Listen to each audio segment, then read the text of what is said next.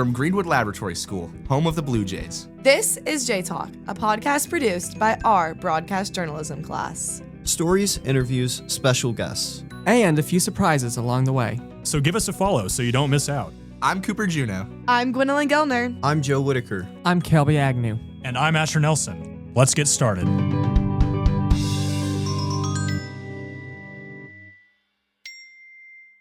Welcome to the very first edition of Jaytalk. I'm Gwendolyn Gellner. And I'm Cooper Juneau. Our show today is an in-depth interview with special guests who recall painful experiences from growing up in what you'll hear them refer to as a religious cult. Amanda Monteleone is a teacher here at our school. She and her sister, Kayla Friesen, felt suffocated by their family's strict religious practices and by the leaders of their small country church. This episode is certainly not meant as an indictment of religion, but it is a frank discussion with two women who don't pull any punches about the early years of their lives and some of the trauma they are dealing with as adults. Jaytalk reporter Kelby Agnew conducted the interview. We want to warn you, the subject of abuse does come up in this podcast. Now, here's Kelby. Hello, everybody. I'm here with Amanda Monteleone and Kayla Friesen. They are sisters who grew up in quite an maybe an unusual way. They were in a cult. Yeah, that's right, Kelby. We were in a religious cult.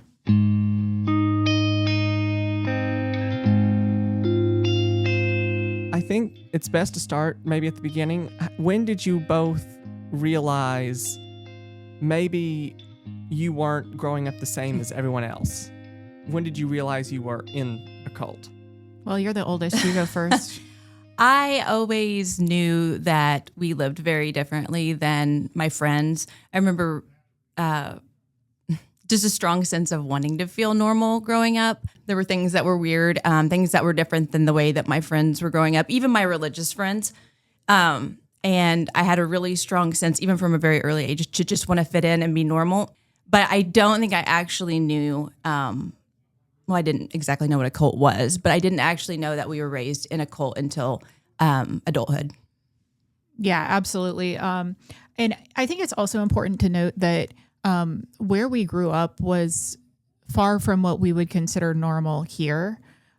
So it was very, very accepted to be religious, just not in the way that we were. Right. And where did you grow up? Where? Most people would probably recognize Mr. Ed's as the landmark, but you can miss it really quickly if you blink your eye. And so we grew up in Urbana, Missouri. All right. Home of Skyline High School. Yep. Home of Skyline High. Yeah. Well, speaking of Skyline, did you go to a normal public school or was there schooling in the cult? Yeah. So, where we grew up was really small. So, yeah, we attended the public school with some exceptions. So, we did attend it daily, but there were things we weren't allowed to do that other students were doing, which felt very isolating and, quite frankly, embarrassing as a kid. So explaining why, why we couldn't do those things was really embarrassing. Yeah. Sure. And so examples of that would be like we couldn't sit in when the school counselor pushed into the classrooms. We had to leave. Like our parents didn't allow us to be in there. When we were of elementary age, that was kind of when the big push for like the self-esteem movement was coming about, and that was something I think that wasn't encouraged in our religion. It was. You were created inherently evil, and and that's true in other religions as well. But your only path to being acceptable, was do these things, go this path, and so we weren't really supposed to feel good about ourselves. Mm-hmm. Yeah, and also just to add to the oddity of it, we couldn't square dance either. Yeah, I don't really no know. dancing. No Not dancing. sure why on that one, but it wasn't allowed. What was the religious affiliation? We were raised missionary Baptist. That's it's not recognized by the Baptist Association. It's not affiliated with that. Very, very primitive. Yeah, very much so. So much so that like We didn't have, in some cases, like indoor plumbing. Yeah. There would be outhouses. We if you know what shared that is. pastors amongst churches. It was largely built among families, like 2 or 3 families made up a church. And we would have church every other Sunday, and on the off Sundays we would travel to like a sister church. But only approved ones. Right. So did the families that were, part of the cult, did they live mostly together, or did you come together for the church meetings? Yeah, good question. So there was no compound like where we all lived like on the same piece of land, but it's a stone's throw no matter where you are, where we're from. Right. And so no, it was we came together not just on Sundays though. Like there were these very unusual like calls for revivals that had no clear end point. So it was all just like when somebody felt like it was over, it was over. So it could last a month, and there was no Or longer. Yeah, there was no beginning or end time. Also, so on school nights, we would be going to these revival sermons, or I guess that's what you would call them. Services. Yeah. And they could last till 11, 12, 1 in the morning, and then we would have to get up and go to school. At the same time, we would also be missing out on whatever else was happening in our lives because the religion took precedent over everything else. How was the cult structured? How was the leadership? How was that? How did that? Yeah, so just in a very typical like cult hierarchy. So you Men only in leadership. Men only in leadership, Sure. and that never changed. So it started with an authoritarian leader, which would have been the pastor. And the interesting thing about this is that it was always a family member, and that person was not trained. Like that person did not go to seminary, was not like No credentials. no credentials. It was just like they were called to preach is what they would say. And so like it was just a feeling from a supreme being, I guess, that was going to be their job. Now, these people also worked regular jobs. Like it was not a self-sustaining profession where, if you think about any other religious leader, usually that's what they're committed to because it takes a lot of time to be prepared for a sermon. And then like going down the pyramid from them would have been like older men, elders, deacons is what they were called. And I think here is where like enter abuse, right? Which we'll talk about maybe in a little bit, but like that gave them a perfect platform to control and abuse people. They sat separate. They sat separately. My diagram here, which listeners can't see, but the deacons were up in the front over to the left. And then below them on the pyramid would be male congregants that were saved, right? You had to be saved. And those are usually made up of younger men. And then female congregants who are saved, okay? Because that's important. And then children. And there would be kind of like 2 divisions of children, people who were what they called at the age of accountability, which means they were ready to be saved. And then there were the kids who were too young.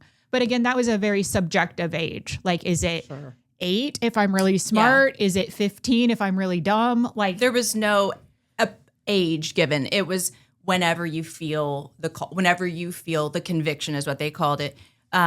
Looking back on that now as a scared kid, I realized that conviction that I was feeling could have just been anxiety, could have just been fear, and as an indoctrinated kid, you don't understand anxiety. You don't understand, you're scared, but you just don't want to feel scared anymore. Yeah, you don't feel scared anymore, right? And then kind of below the children would be any non-saved churchgoers, like adults, because there was this idea that you had to like there would be an altar call, and then you would, if you felt this feeling inside yourself, which we now know as like a panic attack, you would leave your seat and you would go up to the front and have to put on this big like show at the altar, like on your hands and knees, like probably crying. Definitely. And then like when you were up there as a child, like 10, 12 years old, other people would come up and pray for you or with you Put hands and put on hands on you. And like it became a whole scene. All the while, the poor pianist is having to keep the music going through all of this. Yeah. And then the outside bubble of that whole pyramid would be everybody else, right? It was pretty rare to have guests, though. No, there would be no guests. But it would sometimes there were, but it was pretty rare. But it would also be like at school, like everybody else in our brain was outside of those people. And so you're always keeping them a little bit at an arm's length. For sure. For sure. I was going to ask, and you brought it up, was there anything weird that you had to do or other abusive things that happened to you while growing up?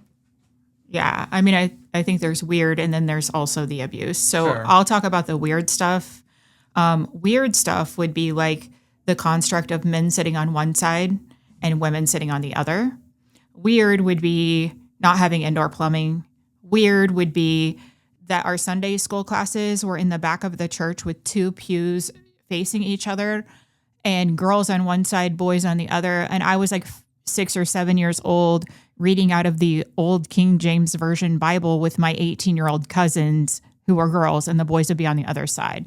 It was very Old Testament heavy. Like Yeah. very little New Testament. Which is where some people may get more hope, but the Old Testament's pretty depressing. And so Very scary. just this whole thing of like just fear and knowing your place. So I think those things would be weird. And then we can kind of go to the abusive side. So in terms of abuse, was it more physical or emotional, mental? Where did it fall sort of on that spectrum almost? Well, you could start in the home, which, we grew up in the 90s. So it wasn't unusual for children to be spanked or whatever. Even, that's not necessarily specific to our religion, but it was important in our religion, spare the rod, spoil the child type stuff, So there's definitely that. There's definitely intimidation with fear, which I now realize is worked a real number on me psychologically, a real number. And I've been through years of therapy to rewire my brain for sure in that way. But I will speak to this, and this is the first time that I've spoken to this outside of just close family members and friends. But I was sexually abused in the church by an elder. I don't know how much you want me to get into that. He by the time this happened to me, I was in 4th grade, which, after you have children of your own or nieces and nephews, I was the age of my nephew at that time. And you realize just how young that is. When you're going through it, maybe you don't realize, prepubescent, didn't understand sex at all. The very little amount I understood about sex or anything that related to that was that it was bad.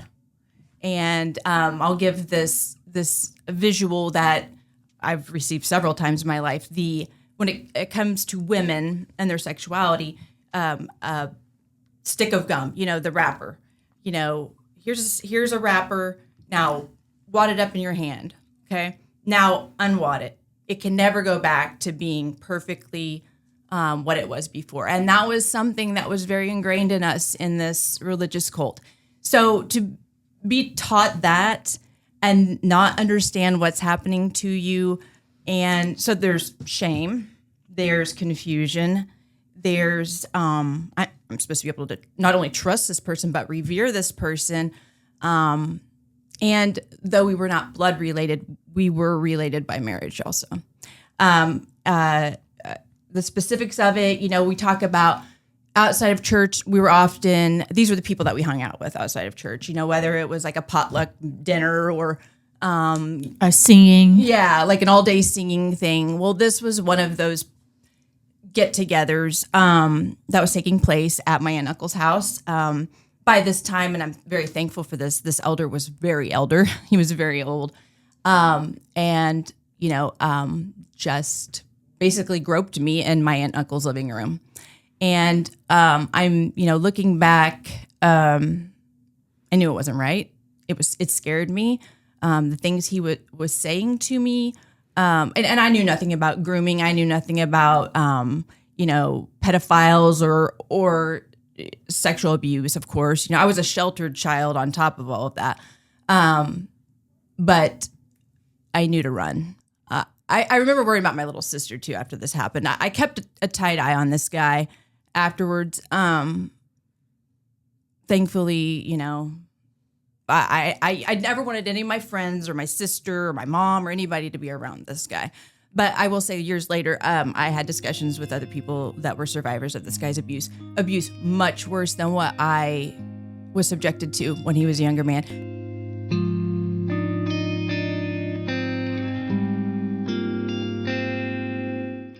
I did speak out. I did tell people, and Because of this construct, yeah, it was ignored. I was told he's an old man who's over medicated and he doesn't really know what he's doing. That was what I was told. Wow. And then we're made to mourn him when he died. Yeah, I had to go to his funeral. There you are. And part of the reason I just told my sister this before, she asked me if I wanted to do this, and I said I would absolutely not let her do it by herself. But because I feel like this guy got away with this his whole life, and people knew what he was doing, and it not only did he get away with it, but he got to keep his leadership role in the church. I feel like this stuff needs to come out. Like people need to be held accountable for the things that they've done, not only to kids but to vulnerable people. For sure. And other people like us who are in a vulnerable situation, they need to hear us talk about it. Our victims too. Yeah. Yeah. And everybody needs to see that it can end up being okay. Like there is a path to getting through it, but it's not an easy path. And outside help is absolutely necessary. So how did you both get through it? Was it when you graduated high school? When did you escape essentially? I mean, unfortunately, it was the result of a family rift. So there was a falling out in our family based on something else. A will discrepancy. Yeah. That's what it was. So then our family kind of had a falling out. Thank God, no pun intended, or maybe that happened. And I think I was probably like 13, maybe. I was a teenager when that all happened. And so then like we were so like this, right? Like the cult religion stuff, and then no conversation really. And then it was nothing. Done. We just stopped going to church. Like all together. And like our grandparents on our mom's side went to a different kind of church. It was a Baptist church, but it was like normal. And so, but that was bad too. So we never even like transitioned to something else. It was just nothing. So you can imagine how, as a kid with an underdeveloped brain, how confusing that was to like try to. I was pretty pumped, honestly.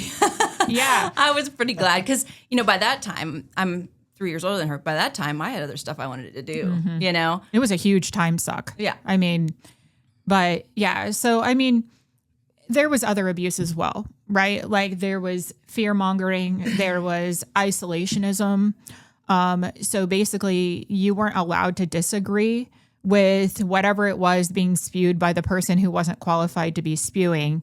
But you were isolated from other truths. And that kind of goes back to like us being pulled out of other constructs that maybe could have revealed, truths to us. It was almost like, the path to salvation was going up and to the altar and like declaring yourself victim, essentially. And then it was a whole, it was a lot of other things. A lot of confessing, a lot of like acts of service, even though they would say that isn't a thing in the religion. Like there's no like, whatever they call them. Works. And so, but I was told, like brought to the side, like, are you sure you got it? Like, after you like A lot of that. after you're like finally free of your panic attack. Because you don't really know what that feels You like. don't know. I There is think- no feeling. It's not a thing. It's not an objective thing. So And I came under conviction, ironically, around the same time that the sexual abuse was happening. And I just remember going to my mom and dad and just saying, I don't really know what it feels like to be saved. And they're like, well, we can't explain that to you. You'll just know. And this went on for so long. Like, and like nightly panic attacks. no, I remember crying in like bed. Oh, and just, like you wearing gloves yeah. because you were having these and nightmares. scratching my, it was really traumatic. Because also we were told that if we died while we were under conviction went to hell. before we were saved, we were going to hell because we were at the age of accountability, like in our pyramid. We were at the salvation age, but we weren't saved yet. So anybody who wasn't under conviction yet, they were exempt from hell until they weren't. Yeah. Right. But there was no like objective way of putting this together. Yeah, I remember being really scared of the time when I would come under conviction, and when that happened to me, I just remember being scared to ride the school bus every morning. I That was didn't fair understand. considering the driver was drunk. But. I didn't understand why, if this is the most important thing in the world, and if something happens to me, I'm going to hell. Why would you ever let me out of your sight? Why wouldn't we be in church every day? Why is this not the only thing that we're doing? Right? Why, if I get in a wreck on the way to school, I'm going to hell. Yeah. I felt that in a very real way. I was terrified all the time. And I mean that in the most literal sense. I was terrified all the time. I just remember coming home from school and just sitting and just not knowing what to do with myself. I couldn't wait to get to church just because I needed some relief. Which was part of the abuse, right? Yeah. And then there would be these poor people who never were saved, like 20 years later. Yeah, under conviction for And they'd 20 years. still be doing this. And I remember as a kid thinking, why? And- like, is this going to happen to me? Like, and whether or not they want to admit it, these people were looked down on. oh yeah, that's why they're in my construct at the very bottom here, because they were absolutely like, they weren't outsiders because they were part of the family, but they were outsiders. I mean, and I have an anecdote. There's a story I remember very, very well from a sister church that we attended sometimes. There was a large family that we were not related to that went to this church, and in this family there were like 4 girls, maybe 5. They were women by this time. The mom was a very respected church member, and there were those matriarchs, like figures in each church that were kind of the prayer warriors, don't you? yeah, or like they had a good voice and could sing, like and that were well hymns. respected. And that she was one of them. I remember, and it was common for people to just stand and give their testimony. And I remember this particular testimony was that her one of her daughters, who was grown at this time and not saved under conviction, but had never been saved, had been sick as a small child, and she testified that God came to her when this child was young and said it would have been better if she would have died of her illness, because she would not find salvation as an adult. I think it's the perfect anecdote because, like, as a mother, literally all I want to do all day is protect my kids. And she was saying this in front of her grown daughter sitting there, that she wouldn't find salvation, so she should have died.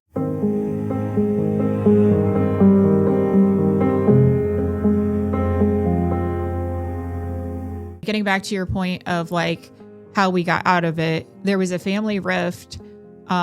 Then it was like those impressionable years of like teenage, like college, where I mean, I'm very open with the fact that I like did whatever I wanted to, the complete opposite of whatever it was that this Total was rebellion. total rebellion. And it's why I'm an advocate now for like the slow fade of boundaries, right? So it's like, you got to teach somebody how to do these things. Otherwise, they're curious. Their brain makes up information that it doesn't understand, and they're going to act on it because everybody has those curiosities. For me, it it took a lot of like, well, and also like when I was in college, I ended up going to a different type of church, which was way less like, it wasn't a cult. It was just it was a church. But then there was some side like abuse to me, like from a friend there, that honestly turned me off from religion completely, because I feel like I did give it another shot. You did. And at this point, what I say and what I hope for my own children is that they do whatever serves them without any preconceived ideas from me whatsoever. So my family does not go to church, and I do not. I'll answer questions if my kids have them about any religion, but I want them to have a clean slate and as their brain develops fully to decide what's best for them. And I feel like that's the best I can do at this point, because I've been so abused in this way that I know I can't look at it objectively. Right. And so like my husband is Catholic, my kids will decide on their own, but I can't objectively look at it. And I want nothing to do with it, to be honest with you, which I understand is the makeup of all of the facts that as they've related to me. But that's just how I've chosen to live my adulthood. And quite honestly, for as much fear was instilled in me as a kid, I don't have any of that now. I honestly find great like joy and relief in being insignificant, and knowing that what I do day to day impacts those around me, but that like one little mistake on my end isn't going to like, In 100 years, it's cause the Right. rapture, whatever it's called. I don't know. I'm losing all my religious terms. So that's just kind of how I've chosen, and you know where we live. So that is a very hard kind of line to draw here, because there's a lot of social pressures in that way. Absolutely, there are. What about you, Kayla? Same, very similar. Yeah, very similar. My kids are older than her kids. I have a son that graduated last year, and I can see that he is what we did. My husband had a very good experience with religion growing up. There's that. And we, when our kids were young, we took them to a non-denominational church that was like completely affirming to all types of people. So they've not been traditionally churched, but they have been to church. Our lives are very busy. And so, yeah, I mean, that kind of just as they got older, we just stopped going. But I can see my oldest son kind of exploring, kind of seeing. He actually was baptized in that non-denominational church of his own desire. I'm not religious, and that's been, just over time. I just lived so much of my life scared, even adult years scared, confused, sad, shame, just all the things that are the worst things. I've actually been I almost hesitate to say this, but I was diagnosed with PTSD. It feels silly because you think people that have been to war. This is kind of that though. But I do see it. I do see that there are things I don't want to touch with a 10-foot pole. I pull myself away from these things. They're triggering for me and in a very real way. But my other children, they're free to explore religion as they see fit. My daughter is very openly an atheist, and my younger son is attending church with a friend right now. So that's where I stand on that. Sure. Well, that seems like a good place to end it. I'd like to thank both of you very much for your time, and just thank you very much for sharing, of course, and enlightening me and people who will be listening. And maybe we'll do a second version. Sequel. Yeah, a sequel. Oh, there's more. There's probably more. Thanks, Kelby. Thank you very much. Thank you.